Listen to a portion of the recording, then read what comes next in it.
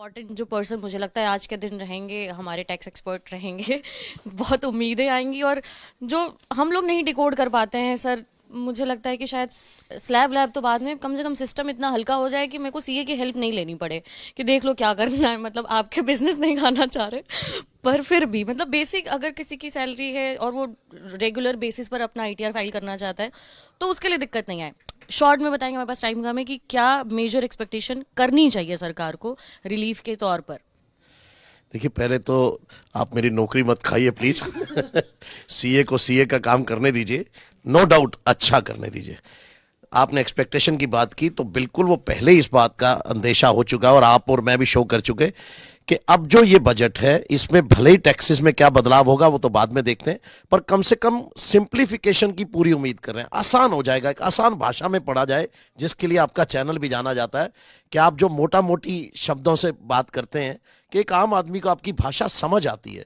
तो मुझे लगता है सरकार ने शायद आप ही की बात सुन ली है और आपकी लाइन पे जा रही है कि आसानी से समझा दें, कुछ फार्मूले लगा दें, कुछ एग्जाम्पल दे दें, और जिसको कहते ना भाई कहना क्या चाहते हो, तो वो कम से कम बात समझ में आ जाए पढ़ने वाले को कि सरकार ये कहना चाहती है और ये इससे रास्ता निकलता है, और आप इसी लाइन पर काम कीजिए। तो मुझे लगता है आधे से ज्यादा जो टैक्स के केस है ना वो खत्म हो जाएंगे, क्योंकि वो इसी वजह से शुरू होते हैं। कोई टैक्स की चोरी करना नहीं चाहता जानबूझ करके।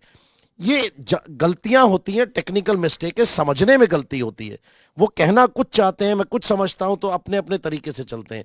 तो यहां पर जब सीए और एडवोकेट बीच में आते हैं, वो अपने तरीके से, क्योंकि हमको कानून पढ़ने का तरीका एक समझाया गया कि कॉमा फुल स्टॉप का भी मतलब होता है रोको जाने मत दो, रोको जाने मत दो, तो दोनों में फर्क है।